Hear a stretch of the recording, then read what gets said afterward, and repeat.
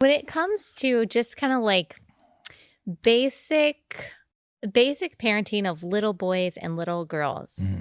Well, from what I can tell, I've got a lot of nephews. We've got all girls ourselves and I've got a lot of nephews. When they're young, the relationship management with girls starts very young, I've noticed. It's a lot of relationship management. With little boys, it's a lot of injury management, injury management versus relationship management. And you have a little bit of both, I'm sure.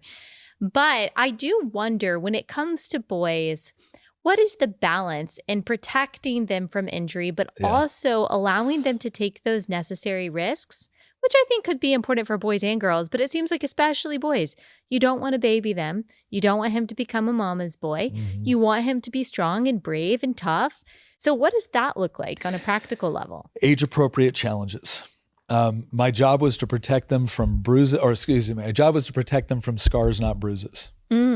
So when it comes to anything that could have permanent life-altering consequences, I'm on guard, and my job is to protect them from that, both spiritually, emotionally, and physically. But when it comes to challenging their surroundings and going out and seeing what little things that they can conquer or do, it's to provide enough runway for them to get hurt. And then when they get hurt, to say, okay, get up. Because you're absolutely right. I used to joke that with my little girls, raising little girls was relatively easy when they were small, because it was simple as like, sweetheart, don't do that. Okay, daddy. Right. Yeah. With my boys, or with my boy, it was like, I used to joke that the raising boys is a lot like raising puppies. The commands are almost exactly similar, right? Like, stop chewing on that. Don't pee there, right?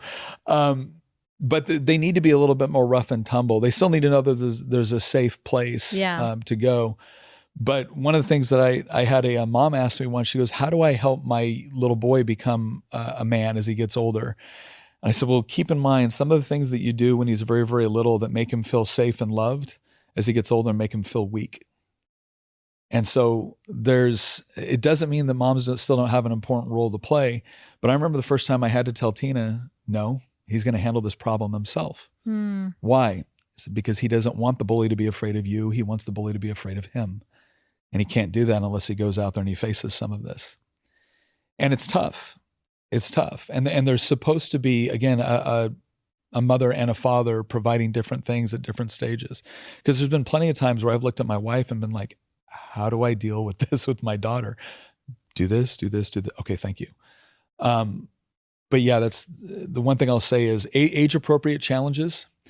And then you don't rush to them the moment that they get hurt or that they fail, because they have to learn how to deal with getting hurt, and they have to learn how to deal with failure. If the most entitled little brats you've ever met in your life never learned how to hear no, whether it was from a parent or just from reality. Yeah. There's times when reality tells us no pretty hard. Right. And those are really, really good life lessons if we allow them to be. Yeah, so true. Allowing that character development, sometimes in the form of pain. And that's a hard thing, I think, especially for us moms, because we are hardwired to protect our kids from every kind of injury. And there is a time and a place for that, like you said. Yeah. And there's a time and a place to let go. And I remember Jordan Peterson, he wrote in one of his books a long time ago, like, you can either have brave kids or safe kids. And it changes. When they're really little, there's a lot of safety. And then the older they get, it seems, my oldest is only 6, but it seems the bravery starts outweighing the safety, or it should. And that's hard for parents. It's like, we have to grow into that too. Yeah. And again, I think it's like whenever we're talking about something that really could cause like long lasting damage, my job is to protect them from that. Yeah. But a lot of times that's not what we think it is. A lot of times that's like, no, you don't get a smartphone because I'm not giving the internet access to you. But by the same token, there's other challenges where it's good for them to kind of figure it out, and then for you to guide them through the process. Yeah. And, yeah. Okay. Tell me what you've learned from being a politician. What are some main takeaways that you've learned? So people ask me, what was the thing that most prepared you for politics? And I was like, oh, that's easy, being a Green Beret. Because being a Green Beret, everything we do in Green Berets is by, through, and with the local population. So you're constantly trying to figure out local incentive structures, cultures. Right. You're regularly dealing with people that would just as soon shoot you as they would the other guy, except the other guy's a greater threat right now. Yeah. And so you learn how to kind of view the landscape and the various incentive structures and the various motivations. And then you do your best to operate through that while at the same time maintaining true to the principles that you care about.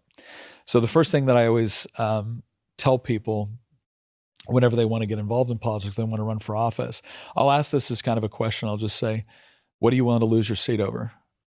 And then as they start to think, I'm like, let me back up there for a second. I said, I want you to imagine that you've just spent the last 9 months doing a series of things that you probably don't like. You've knocked on doors, you've gone to events, you've spent a good part of your life begging for money, which is just absolutely horrendous and horrible, but you had to do it in order to get your message out. Yeah. You've done all of this just to win this seat because now you're going to go do good things. And now the vote comes up on a bill, which you know is bad, but you know could cost you everything you've just worked for. Yeah. What's the bill that you say, nope, I'm voting no and I'll go home happy? Because if you don't know the answer to that question, then what it says is that you don't have anything you're willing to lose everything for. And I don't want you anywhere near politics.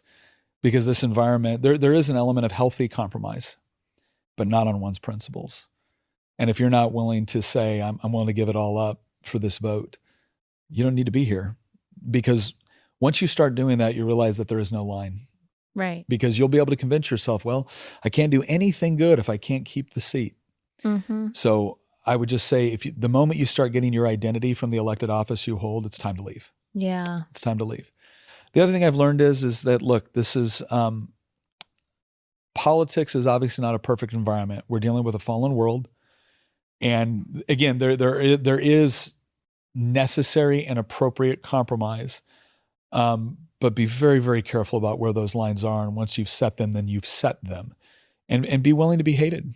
It's another thing too that kind of blows my mind is that I feel like we have a kind of a Christianity in the West that has convinced itself that as long as nobody hates us, then we're properly demonstrating the love of Christ. You do realize that Christ was crucified, right? Right. Like a totally innocent man was crucified because he offended the local political leaders, among others. So stop with this idea that if you just do everything right, everyone's going to like you or be okay with you. No, they're not. In fact, if you're standing for truth, I promise you, you're going to develop some very, very powerful enemies, and you need to be comfortable with that. In fact, your response should be, thank you, God, that I should suffer something for your name.